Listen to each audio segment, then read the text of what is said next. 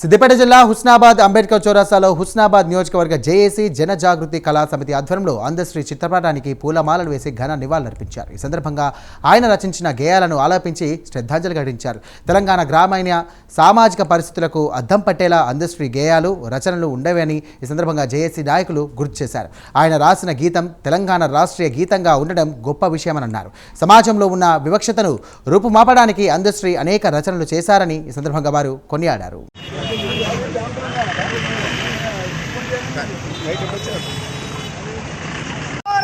పోటీ పడటం పోటీయాలే మనం వాళ్ళతో పోటీ పడాలి.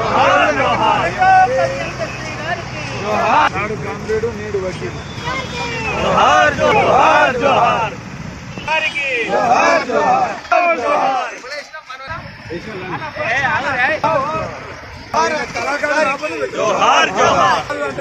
జోహార్ అక్షరాలు నేర్చిన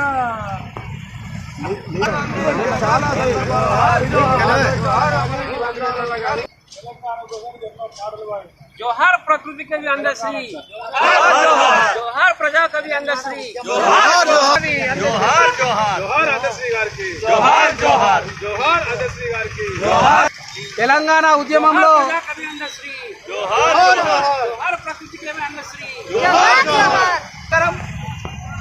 తెలంగాణ ఉద్యమమే కాకుండా దళిత ఉద్యమాలలో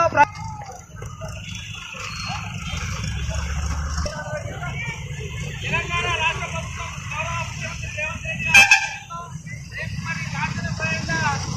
ప్రభుత్వం తరఫున మరి అంత్యక్రియలు జరగనున్నాయి. వీలైనంత మందిని మనం ఇక్కడి నుంచి కూడా పోయి మరి అంధశ్రీ గారి అంతిమయాత్రలో పాల్గొన్నటువంటి జేఏసీ మరియు జనజాగృతి కళా సమితి ప్రజా సంఘాల ఆధ్వర్యంలో ఈరోజు ఇక్కడ సంతాప సభ జరగడం మరి మనందరికీ కూడా తెలిసినటువంటి విషయమే.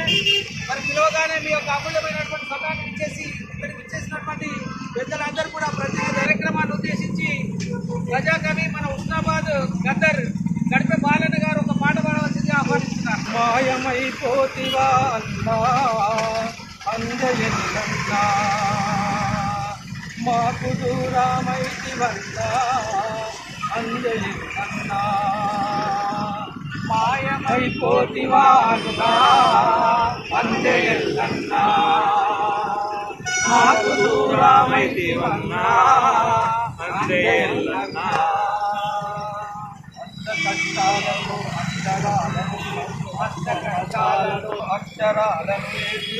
కష్టాలతో అక్షరాలను నేర్చి అద్భుతమైనట్టి పాటలెన్నో రాసి అద్భుతమైనట్టి పాటలెన్నో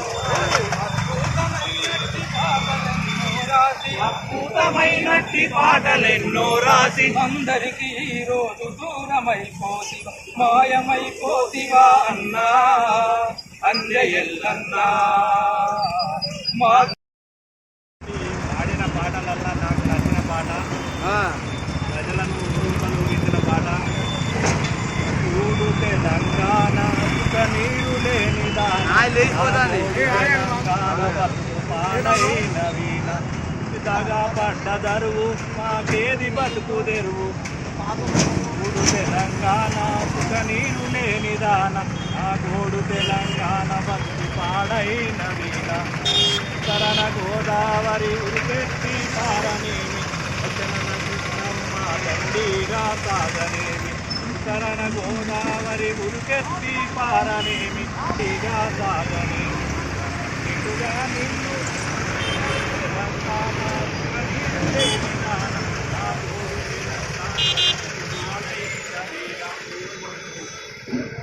ఈ పాట ఇటువంటి పాటలు ఇంకెన్నో పాడి తెలంగాణ ఉద్యమాన్ని ఉర్రూతలూగించిన అందశ్రీ గారు ఈరోజు మన మధ్యలో లేనందుకు చాలా చింతిస్తున్నాం.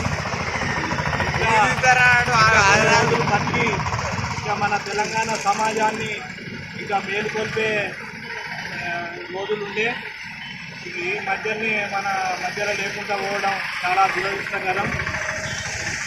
జోహార్ అందశ్రీ గారు, జోహార్ అందశ్రీ గారు. మన హుస్నాబాద్ అంబేద్కర్ చౌరస్తాలో ఉన్నటువంటి వివిధ సంఘాలు, వివిధ పార్టీలు, బహుజన నాయకులందరికీ నమస్కారం. వాళ్ళ ఉదయమే ఒక బాధాకరమైన వార్త తెలిసింది మనకు. అందశ్రీ ఎల్లయ్యగా మన పుట్టి పెరిగిన అన్నశ్రీగా బహుళ ప్రచారంలో వచ్చిన అన్నశ్రీ గారు చనిపోయిందనేటువంటి వార్త చాలా బాధపడ వారు తన లేబర్క్ అనే గ్రామంలో మన రామారం పక్కనే ఉంటుంది. మన ప్రాంతానికి కూడా ఎన్నోసార్లు వచ్చింది, ఎన్నోసార్లు తను కూడా మన ప్రాంతం.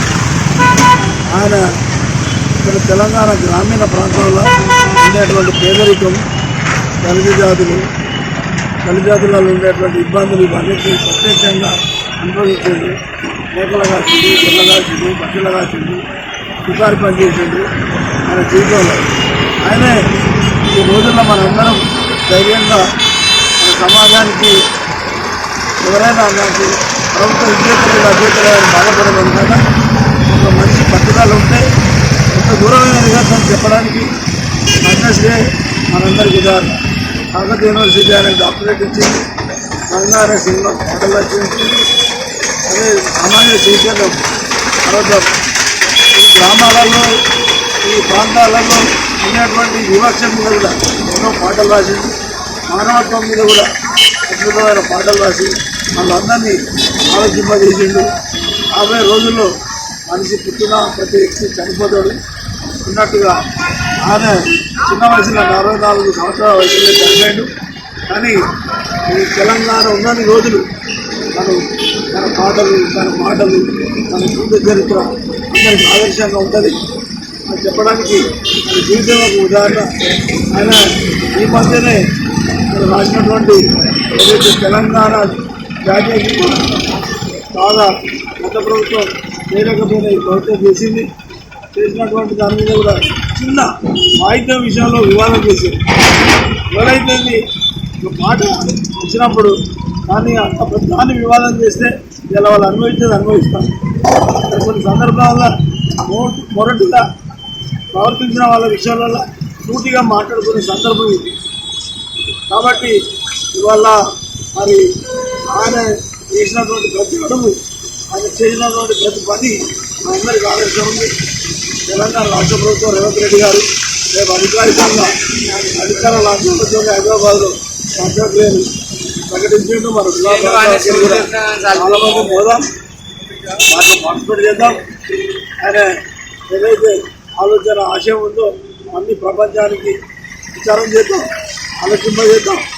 ఇప్పుడు తమ్ముడు ఏదైతే సంపత్ ఉన్నాడో మరి అనుకుంటుంది కాకముందే 1-2 సంస్మరణ సభలు కూడా మనం ఇక్కడ ఏర్పాటు చేద్దాం. వీరన్న మన మేకల వీరన్న యాదవ్ వీళ్ళంతా ఎన్నోసార్లు కలిసేది ఇక్కడ మనం అవసరం అనుకుంటే ఈ తుమ్మారాయన ఫంక్షన్ హాల్లో కూడా నియరెస్ట్ ఈ చౌరస్తాకు ఉంటే ఏదైనా ఒక కాడ పెడితే దూరం పెడితే రాలేదు. బాగా వాట్సాప్లల్లో పేపర్లల్లో ప్రచారం చేసి పెడితే చాలామంది వస్తారు. చాలామంది వినాల్సినటువంటి విషయం అన్నశ్రీ గారికి అది వారు పరమపదించారు. అక్కడ చనిపోవడం చాలా విరోధిస్తున్నారు. 5-10 ఏళ్ళు ఈ కాలంలో మినిమం చనిపోయే వయసు 70 ఏళ్ళు అయిపోయి ఆయన 6-7 ఏళ్ళు ముందే చనిపోయింది. 6-7 ఏళ్ళు ఉంటే చాలా సమాజానికి మనకి ఆలోచింపజేయడానికి ఎన్నో రచనలు చేసి ఎన్నో విషయాలు చెప్పగలరు. సరే ఏదైనా ఇది ఖచ్చితం అంటారు కదా, ఏది జరిగితే దాన్ని మనం ధైర్యంగా ఎదుర్కోవాలి. ఆయన విధానాలను మన ప్రజలలో తీసుకుపోయినప్పుడే ఆయన ఆత్మకు నిజమైన సంతృప్తి తెలియజేస్తూ సెలవు తీసుకుంటూ